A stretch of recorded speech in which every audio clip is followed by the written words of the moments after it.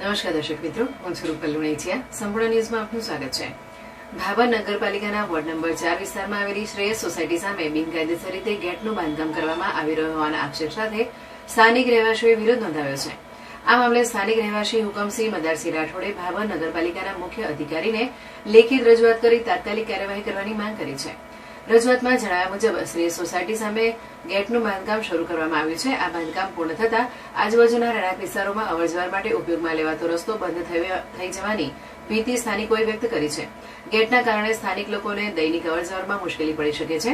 સ્થાનિકોના જણાવ્યા મુજબ કોઈ તાકીદની પરિસ્થિતિમાં ગેટના બાંધકામને કારણે એમ્બ્યુલન્સ સહિતની કટોકટીની સેવાઓને સ્થળ પર પહોંચવામાં વિલંબ થઈ શકે છે.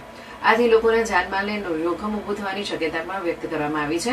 અરજદારે જાહેર હિતને ધ્યાનમાં રાખી ગેટનું બાંધકામ તાત્કાલિક બંધ કરાવવા, સ્થળ તપાસ હાથ ધરવા અને નિયમ મુજબ યોગ્ય કાર્યવાહી કરવા નગરપાલિકાના મુખ્ય અધિકારીને રજૂઆત કરી છે.